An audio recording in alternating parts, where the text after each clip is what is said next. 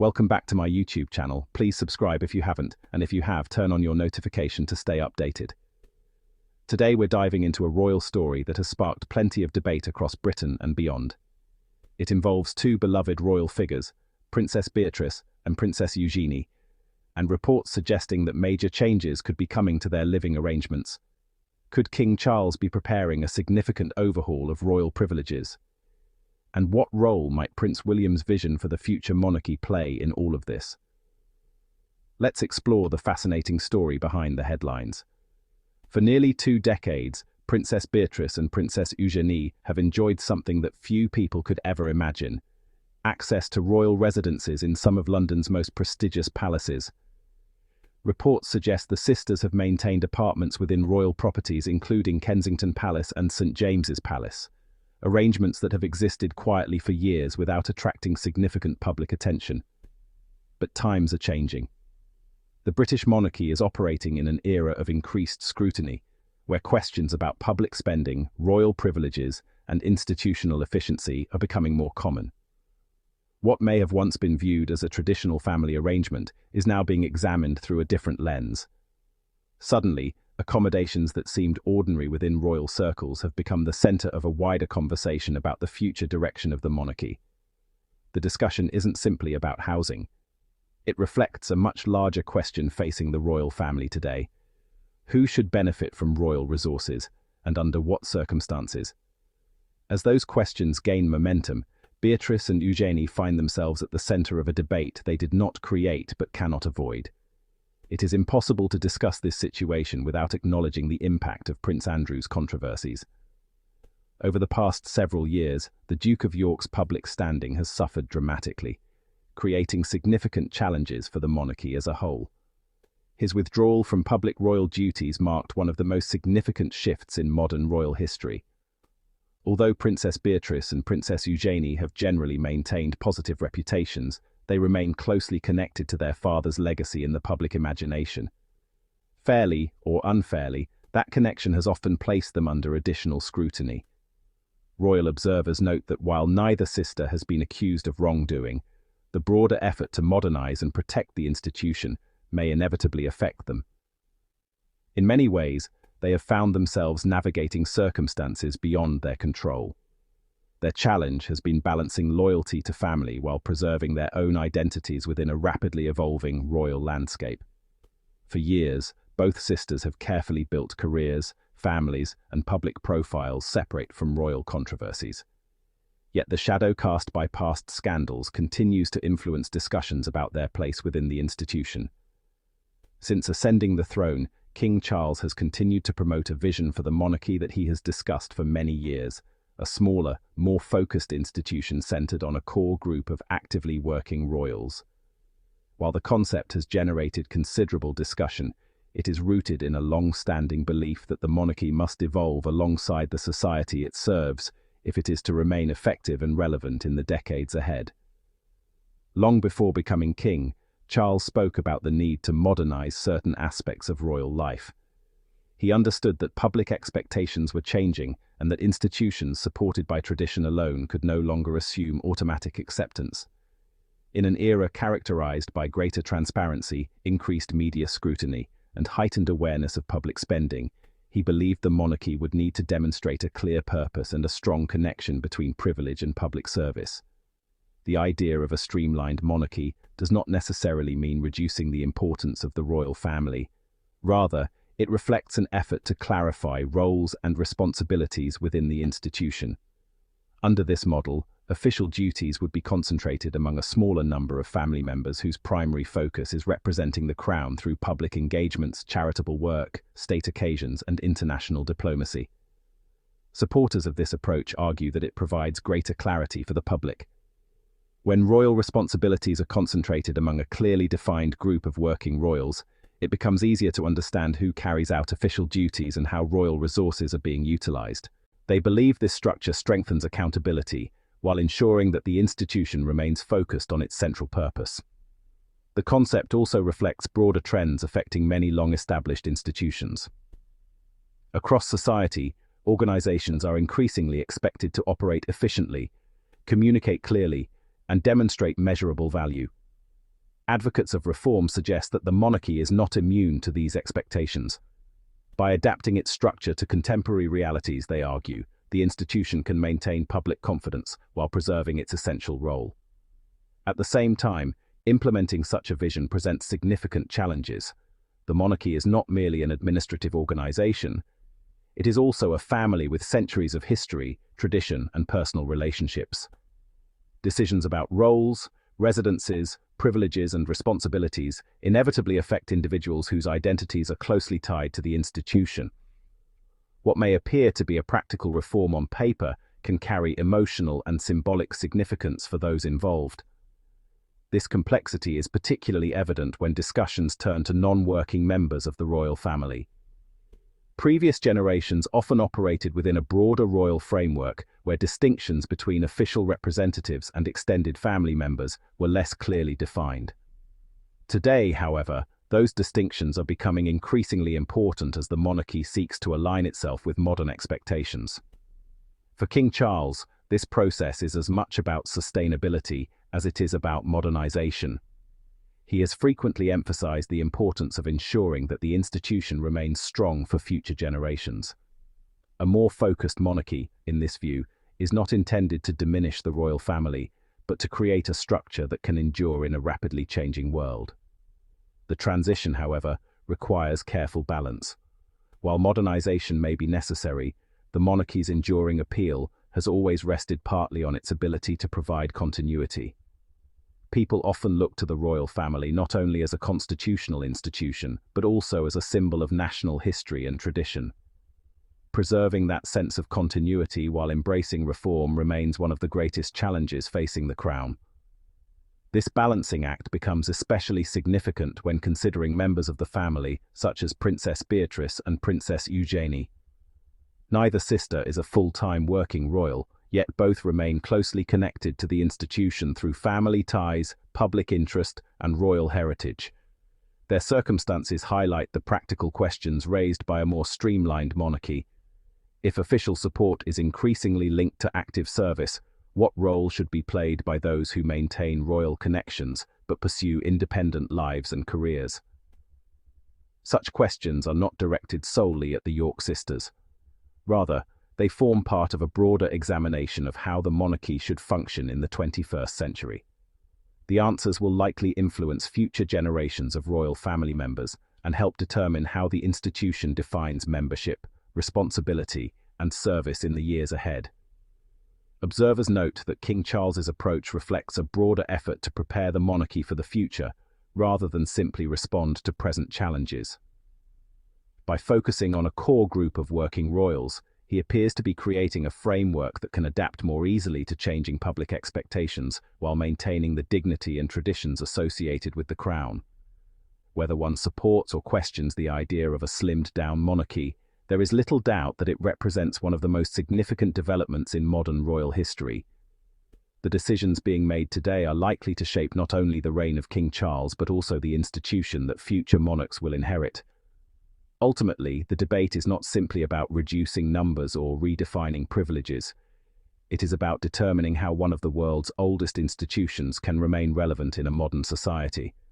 As King Charles continues to pursue his vision, the monarchy finds itself navigating a delicate path between tradition and reform, seeking a balance that honors its past while preparing for its future.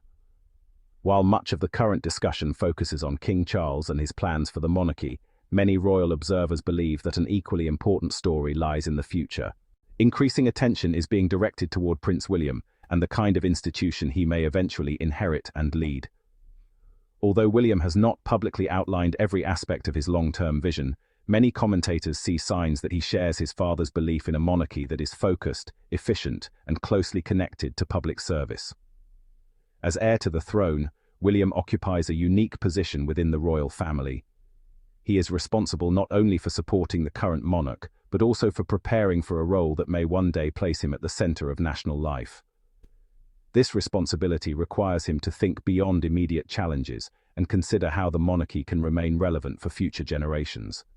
In many respects, his approach appears shaped by the same question that has occupied monarchs throughout history.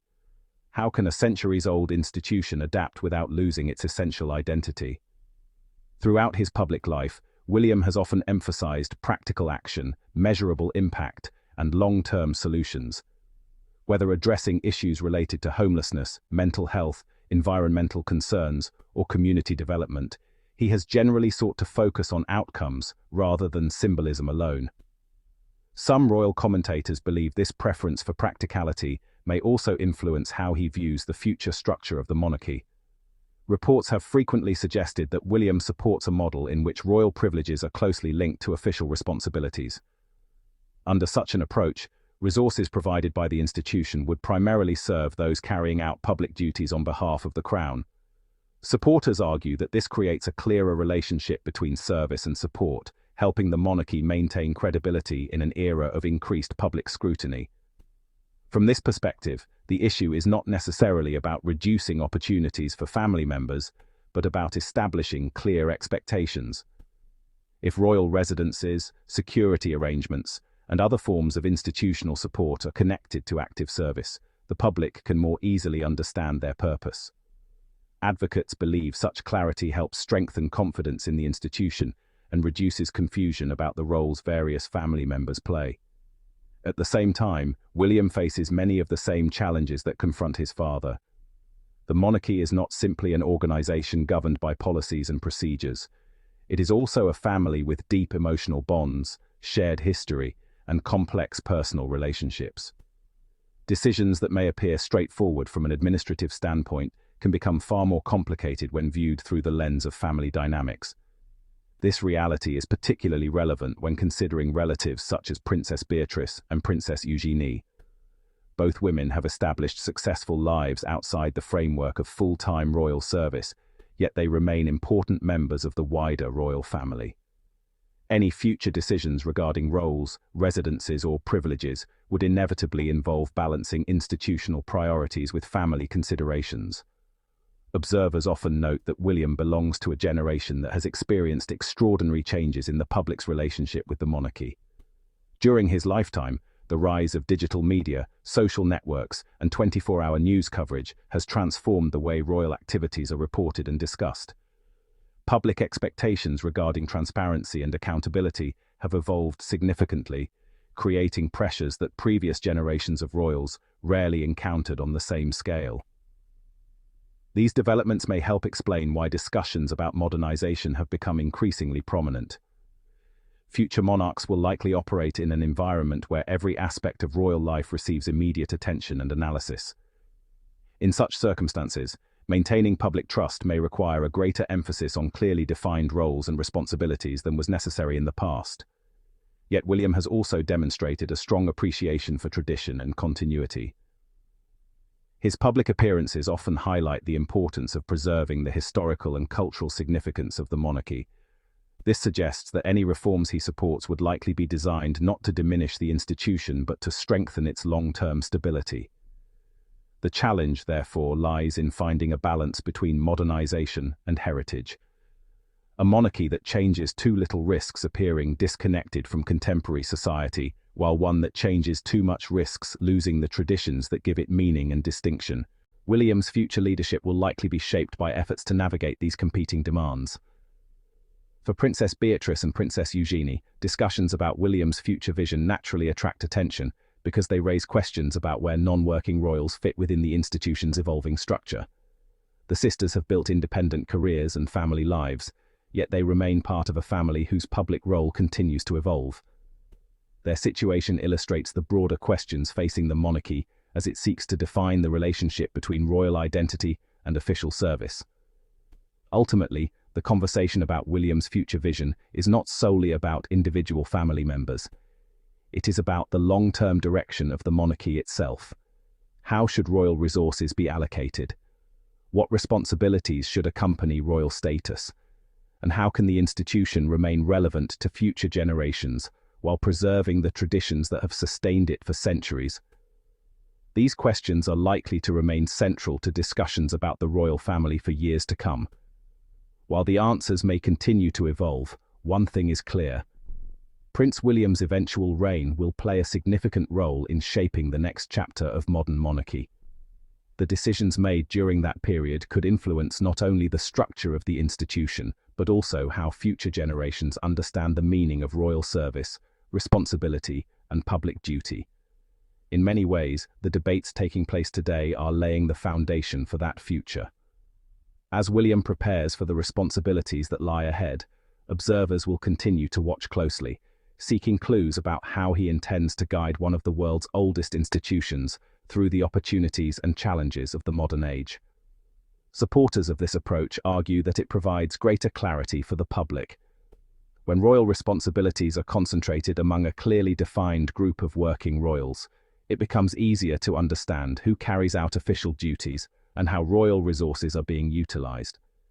They believe this structure strengthens accountability while ensuring that the institution remains focused on its central purpose. Despite the speculation, Princess Beatrice and Princess Eugenie are far from powerless observers in this story. Both women have built successful lives outside the traditional structure of royal service.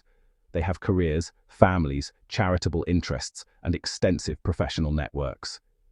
In many ways, they represent a new generation of royals who occupy a unique middle ground. They are connected to the monarchy, yet largely independent from its daily operations. This hybrid role offers freedoms unavailable to senior working royals, but also fewer institutional protections. If changes to housing arrangements do occur, the sisters may simply adapt as they have throughout their adult lives. Friends and supporters often describe them as resilient, pragmatic, and capable of navigating change. The real question may not be whether they can adjust, but what their evolving role says about the future shape of the royal family itself. As this story continues to unfold, it serves as a fascinating example of the challenges facing modern royal institutions. Every monarchy must balance tradition with change, family loyalty with public accountability, and history with future expectations. For Beatrice and Eugenie, the coming years could bring significant adjustments. For King Charles and Prince William, decisions about royal properties may become symbolic of broader efforts to redefine what royal service means in the 21st century. Ultimately, this isn't merely a story about apartments, residences, or palace walls. It's about identity, responsibility, and the ongoing evolution of one of the world's most famous families. Whether the reports prove entirely accurate or not, one thing is certain: the monarchy stands at a crossroads. The choices made today could shape how future generations understand royal privilege, duty, and belonging for decades to come. And perhaps that's why this story has captured so much attention. Behind every headline about property and protocol lies a deeper question: what should the future of the monarchy look like? Thanks for watching. If you enjoyed today's episode, be sure to subscribe, leave a review, and join us next time as we continue exploring the stories, mysteries, and transformations shaping the modern royal family.